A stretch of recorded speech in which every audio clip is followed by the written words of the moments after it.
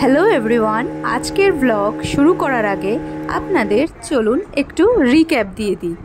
আগের ব্লগে আমরা গিয়েছিলাম লাইমস্টোন কেভস, আর সেটা ছিল মিডল আন্দামানে।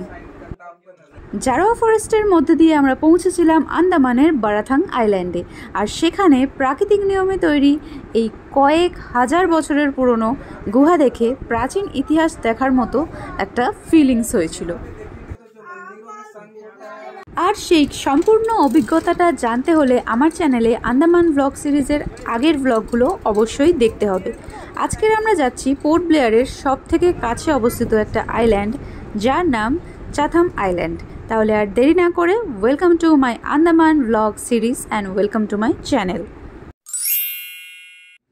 আন্দামানে এটা ছিল আমাদের 6 নম্বর দিন, আর আমরা আবার বেরিয়ে পড়েছিলাম আন্দামানের আরও এক হিস্টোরিক্যাল প্লেস দেখতে। পোর্ট ব্লেয়ার থেকে মাত্র 3 অথবা 4 কিলোমিটার ডিস্টেন্সে নর্থের দিকে রয়েছে এই চাথাম আইল্যান্ড, আর এটা পোর্ট ব্লেয়ারের সাথে মানে সাউথ আন্দামানের সাথে ব্রিজ দিয়ে কানেক্টেড। এই ছোট আইল্যান্ডের অধিকাংশ প্রায় 95% অংশ জুড়ে রয়েছে একটা কাঠের মিল, মিল, যেটা এশিয়ার সবথেকে বৃহত্তম এবং সবথেকে পুরনো। এই মিলের পাশে আবার জাহাজের একটা ছোট বন্দর রয়েছে। এই স্মল শিপ পোর্ট থেকেও আন্দামানের বিভিন্ন অংশে জাহাজ চলাচল করে। 1883 সালে তৈরি এই কাঠের মিল সরকার দ্বারা নিয়ন্ত্রিত এবং পরিচালিত।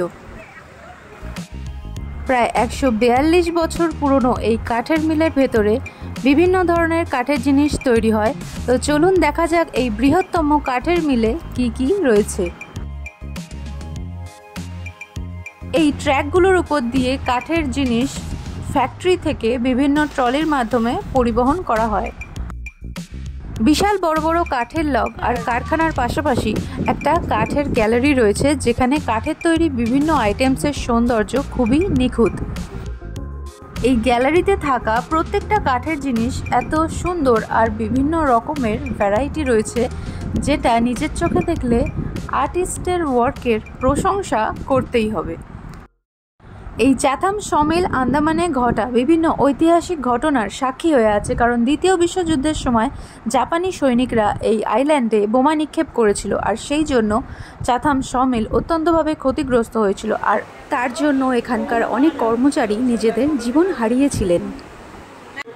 এ দেখো লাইমস্টোন কেভ, আর একটা আছে দিগলিপুর।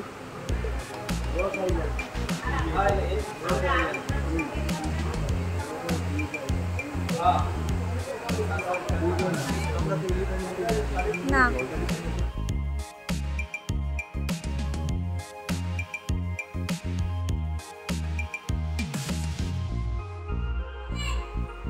কালীপুর বিচ,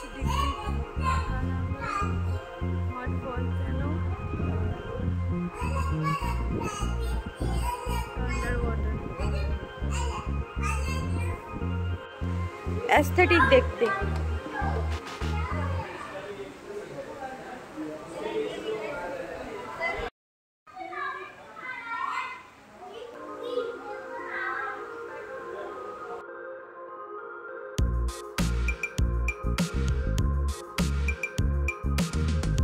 গ্যালারির এই দেওয়ালে রয়েছে চাথাম সমিলের বিভিন্ন সময়ের ফটো, পুরনো যুগ থেকে শুরু করে মডার্ন যুগের বিভিন্ন ফ্যাক্টরি, মেশিন।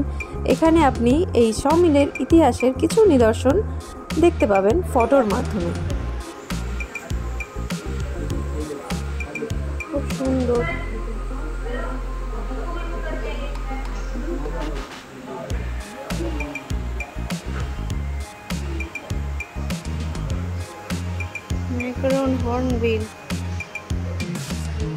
এই বিশাল বড় কাঠের গ্যালারি, বিশাল বড় এবং খুবই সুন্দর কাঠের গ্যালারি দেখার পাশাপাশি এই চাথাম সমিলের মধ্যে আরও কিছু রয়েছে, যেগুলো এই চাথাম আইল্যান্ড এবং চাথাম সমিলের সাথে ঘটে যাওয়া ভয়ঙ্কর ইতিহাসের একটা নিদর্শন হিসাবে এই সমিলের মধ্যেই অবশিষ্ট হয়ে রয়েছে।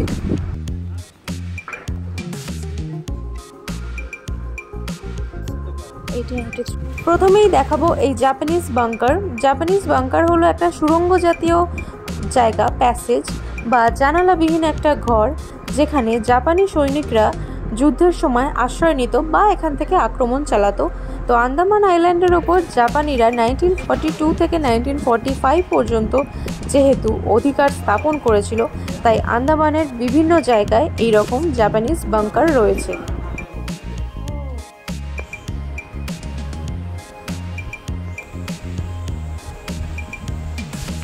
এইবার আমরা এগিয়ে চলেছি সেই জায়গার দিকে যেখানে জাপানিরা বোমা ফেলেছিল এবং চাথাম আইল্যান্ড ও চাথাম সমিলকে ক্ষতিগ্রস্ত করেছিল। এই জায়গাটা দেখুন, বোমা ফেলার জন্য একটা বিশাল বড় আর বিরাট গভীর গর্তের সৃষ্টি হয়েছে। তো চাথাম সমিল দেখা কমপ্লিট করে এবার আমরা আবার হোটেলের দিকে এগিয়ে যাব। তো এই ছিল আমার চাথাম আইল্যান্ড ব্লগ। আশা করি ভালো লেগেছে। তো ভালো লাগলে লাইক আর কমেন্ট করবেন, চ্যানেলটিকে সাবস্ক্রাইব করতে কিন্তু ভুলবেন না। আর আমার আন্দামান ব্লগ সিরিজের বাকি ব্লগগুলো দেখার জন্য ডেসক্রিপশন বক্স অবশ্যই চেক করুন। সো দেখা হচ্ছে নেক্সট ব্লগে। Till then